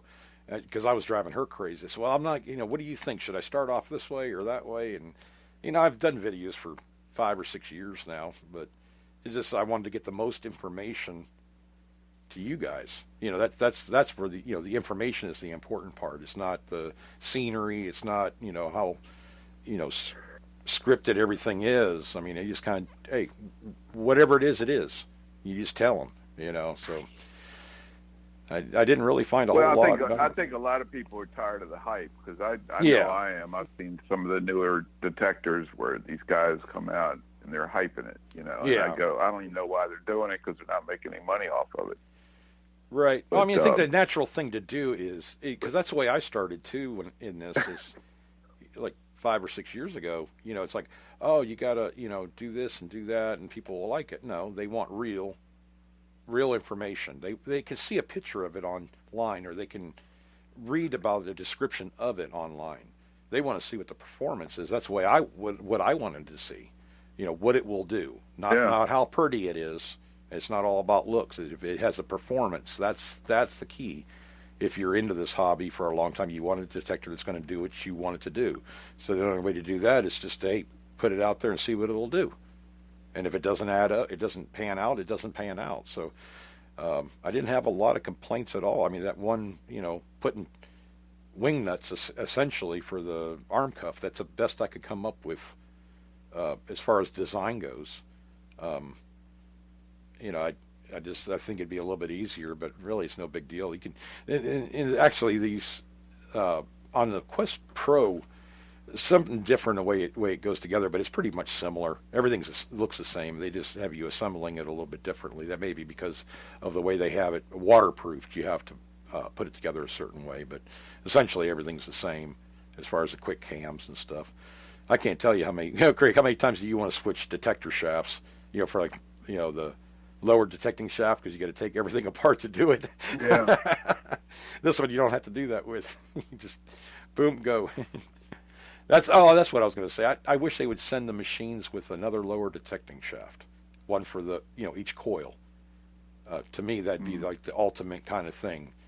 Then it would be a very easily managed kind of metal detector. You wouldn't have to sit there and try to pull them apart and everything. You'd already have it together. The coil bolt on this thing is different also. It actually has an extra piece. I don't know if I consider it kind of like it's not a washer. It's a solid piece of, I don't know, it's neoprene or something along those lines, but it almost acts as a compression fitting in a way, because you don't have to tighten the nylon coil bolt up like you would normally do on a lot of the detectors. You can tighten and snug it up, but because of that little, I'm going to kind of call it a fitting washer or whatever, it puts that added pressure on the gaskets on the lower detecting shaft, where the little donut, to give it grip so it doesn't flop around. It puts extra pressure on those, and you can stand this detector up on the coil itself, and it unless you smack it, it's not going to fall over. It's stiff enough, but you can adjust it very easily. As far as using it, you can just put it into place and start metal detecting. So it's going to save a lot of damage. Coil bolts I've had many of those that would break over time, taking them apart, putting coils on, and then you're constantly using it, so it's wearing it out. And that's why I think with the lower detecting shaft, some of the companies are doing that. And I think it's, I know with the Bliss tool, we always, send extra detector shafts with them. When you bought a new one, you always had a detector shaft for every coil, I think. We'll always have, anyways, from us. So, it's just little added things that you can, save some time type things. You don't have to fuss with it so much. But, yeah, that's about the only two gripes I had about it. I couldn't get a 20-inch dime with it. Oh, well. I think those days aren't that far in the future. I don't think. I think in 10 years they'll have one that can. I think on average, I think a 11-inch dime, 12-inch dime in the next 10 years is going to be pretty much commonplace. I do, because if we're doing this 9 inches right now, it's not that much more depth, but technology will. Some of these detectors are doing that now. 10 and 11-inch dime. They can't get, most of them can't get above that. I know the Bliss tool, I had a couple guys, and I did it once, a 16-inch dime. But, it's you're that deep, Craig. It's like the surface area. That's really hard, for, a lot of detectors to do. And they probably, I don't know, you couldn't even buy one from the early 2000s that could do that. I don't think. Every detector I had a hard time even on a quarter at 12 inches. So I don't see where, back then and nowadays, quarter at 10, 12 inches, I don't think it's that hard for a lot of them out now, at least in the last 2 years. Deus can hit it, can it, at 12 inches, quarter? Or close to it? Yeah, it should, yeah. Yeah. Because I know you I've gotten you can get a 9-inch dime with that 9-inch coil. Yeah. Pretty easily. So there's some people that claim you can get, a foot, but I don't know. I've never have myself. I think in a perfect scenario, maybe. On the Bliss, I think I've gotten like buffalo nickels and Indian heads at 12, 13 inches. Yeah. I've gotten I got a drape bust large cent up there at Horsham. In that one hunt, it was like 14 inches down and slightly on edge, and it was a clear signal. So that's probably the deepest I've gotten. I think the deepest thing good that I've ever dug was 20-inch mini ball. Yeah. But, I got that King George. I've gotten a bunch of them at 14 to 16 inches pretty easily. But, yeah, I think I got a 12-inch. Well, it was over 12 inches really. As a King George up there in Pennsylvania, and that wasn't really that bad of ground though. I think a lot of it depends too on the ground they're in. I mean, some places you're not going to be able to get those kind of depths. Well, you got that dandy button pretty damn deep too. Oh yeah, that dandy button was like 16 inches down, and man, that was hard dig too. I remember that. That thing was really deep, and so was that lantern part that you got. That was at least close to 2 foot down. Craig was digging for a while. I remember when we first started, we were out there, and you were digging some pretty good stuff at first, and then I finally got the signal, and I dug down about 10 or 11 inches, and I could see this, green penny in the ground. Yep. And I was like, oh man, it's probably an Indian head. It's a stinking wheat penny. I was like, dang. I got that toy wheel from that pull behind toy right about the same area, and it was every bit of 12 inches down in there. I mean, I know my shovel. I'm taking 3 or 4 scoops out of the ground with that shovel I was using. That's deep target. I mean, you're not. That's not going to be a target that 25 other people went through there. And I think I got 9 bullets, and the King George and the pull behind wheel, whatever, from an old like 1700s toy. It was brass, but it was decorated on it. I got all that in an area that I know I saw 25 or 30 hunters detect. So I felt really good. I got that pocket knife too, that real old pocket knife, copper and stuff on it. I think George told me that was definitely early 1800s anyways, the way it looked. And the design on it. So, and I got that really deep too, right in that area. So, it just depends on your detector. I mean, they all find you something. I can't, we don't ever beat up any metal detectors on the show because, they do all find you stuff. It's just different performance levels. And, I have no problem with telling people to get, hey, if you want to buy a metal detector and you're not sure if you like, go buy a used one. I mean, heck, if you can get one, just to try it out, see if you like the hobby. Sometimes you can get a good mid-level detector used, or even upper-level detector. You can get it for several $100s less than what they are new. I mean, I think I got an F75 for, I think $500 or something, several years ago, and I think they were selling at the time $1,300. So yeah, you can just do a little shopping and make sure who you're buying from. Most of these guys are straight up. If it works, they're going to tell you it works.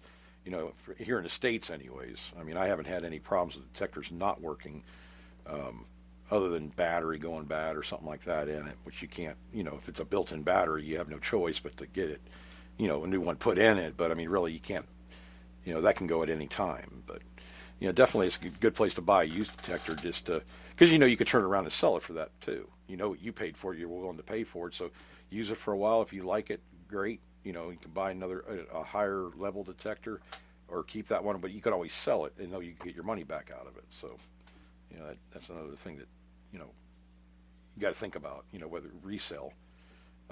I know some of the guys, some of our friends have detectors that you could eat off these detectors. They're such nice condition, but they're not willing to sell them for less than what they're willing to sell them for. I can't blame them. I mean, if you take good care of them, then you want the best, best money. A lot of guys will sell detectors in order to buy new ones, different kinds and stuff. So you always have your go-to. But I think all of us, Yeah. you know, there's sometimes we've had. I think I almost got a divorce one time because I had a whole closet full of metal detectors back. I don't know, 8 years ago, 9 years ago. I had a bunch of them. I was just messing with all of them, and figure out which one I liked the best and this and that. But I got them all pretty much used. My first newer machines were White's machines. Back in the day, I bought an MXT new, the DFX, and I had a Spectre V3 Whites. I bought all those new, but I've bought plenty of them. Sometimes you can get really, really good deals. People just wanting to get rid of them type thing. And, you can find, I think I've seen AT Pros sometimes for $300. And that's a, solid $500 machine or more, even now. I'm kind of, what is wasn't White supposed to come out with another detector, Craig? They came out with an MX6 or something, or 7 or something like that. Yeah, but, I thought there was another one coming out too. I haven't heard anything. I heard about it a while back, and I can't remember the name of it now. Maybe it was the MX7, MX6. What'd you just say? I think it was MX6 or 7. Yeah. I think. Yeah, I'd have to look into that one too. White's has always been a good company. I just in the last, I don't know, 5 years or so, I haven't seen, they have the MX Sport and I guess the MX7 or 6 or whatever it is. Have you heard anything? Are they even talking about bringing out not a different kind of metal detector? Well, kind of like what Mine Lab did, with the Equinox and stuff. It's kind of a different design than they would normally do for that level. Yeah, I really haven't seen a whole lot lately about it, but it's like Garrett, just basically upgraded the AT Pro to the Max. Right. So, and I'm sure that happens throughout. As you bring a metal detector out, as you start making improvements too. I'm sure the newer models are coming out with any kind of upgrades they can do on the internal parts too. I know, with Bliss Tool when the V3s came, or V2s came out, and then it was a V2i, and I think they were going to do that with the V3 and come out with a V3i, but he didn't. He just changed it up, and as new detectors were bought, it had a little bit of extra function to it or whatever, more calibration to some of the knobs and stuff. And I think that's what a lot of companies are probably doing, because when you start a new line of detectors, man, the production lines, I'm sure, are unbelievably expensive to create a whole new look about a metal detector. You see that with the what is it, the GPZ, that pulse machine. Mm-hmm. It has the same, it is the same control box and everything as a CTX. But it can't complain about that because it saved a lot of money on a redesign. All the assembly lines and everything else is you're using the same look to it, and just adding the electronic part of it. It's going to be a lot cheaper, and you can afford to sell them a little bit cheaper too. That's the way I look at it. But shame of everything. But at any rate, brother, I think we're done. It's another 2-hour show. Sorry, guys. We got to talking too much again. I should just say it's a 2-hour show from now on. It seems like what we do. Well, we got through a lot of information. I was really just dying to tell you guys. I don't know if you wanted to hear it or not, but you did. So I think, anytime anybody has any information about a detector, it's like when the Equinox came out, we had Sam and Evan on here and a couple other people just talking about that machine and what they're doing. But Sam's doing really good with that machine. Evan was on talking about that a couple weeks ago. It does have, it learn the machine. That's the biggest thing. You can't, I think Sam was making adjustments almost from the first day. Wait a minute, we need some more gain on this, and we need to lower that. That's what I like to see. Figure that thing out, make it work the best you can, get the best performance out of it, and enjoy it. But yeah, I'm just waiting to see. I can't wait to see the next detectors. I think I'm going to do this more often. I like it. Something about it takes you out of your realm, as far as testing a machine. You don't know what to expect. You know, it might be a real good thing, or it might be a real bad thing. Luckily, so far it's been good. So, but I guess we'll wrap it up for tonight, and we'll see you guys on Saturday night. It's a couple days away. Sunday's when I'm going to go out to the beach and everything. I'll talk a little bit about the pro, because I know I'll have it out here probably tomorrow. So I'll have some more information for you guys on it. But it's looking pretty good so far. But we'll wrap it up for tonight, guys. Thanks for listening. Tell a friend. Make sure you like and follow. And that way you get some notifications. I don't know. Some of you all were having a problem with the notifications part. I don't know if I don't think it's on our side, but it may be Spreaker was having a slight issue with Facebook, posting stuff up to Facebook. I didn't have the problem myself. It went right to it. But, it may be, formatting upgrade or something, Craig? I don't know what that would be. We haven't had any problem with it, but if you are, just bear with them. They'll have it fixed before too long. So I've had plenty of problems with that with YouTube. All of a sudden, people are, not subscribed and not getting notifications, and happened with just recently with a guy that I've been looking at for years, and but suddenly saw his video on another site, and I was like, wait a minute, I didn't get it. Turned out I missed 5 or 6 of his videos. Oh, wow. So I messaged him, and I said, I'm not even subscribed to you. I'm not getting, So then he messaged me back about 10 minutes later and said, I'm not subscribed to you either. I had to re-subscribe. He goes, what in the heck is going on? I said, YouTube is, I don't know. They've gone nuts. And this guy's in Austria. Oh, wow. Yeah. But, well, too, Craig. New Zealand, he said he gotten unsubscribed twice from me, and I don't think I'm subscribed to him now or something. I don't know. It's just kind of weird. Well, I got a couple emails, and a couple guys were saying, or well, there was one lady and 2 guys that said they were trying to, I don't know, you add a friend or whatever. They wanted to subscribe to our Facebook page, the Hardcore Metal Ticking Facebook page, and for whatever reason they couldn't get through to it. And then I'm getting like at least 50 requests a day, but they have no friends that I recognize, and none of you guys are on there or whatever. But then we get stuff from out of the country too. So if if I haven't accepted a friend, please don't think it's personal. It's not.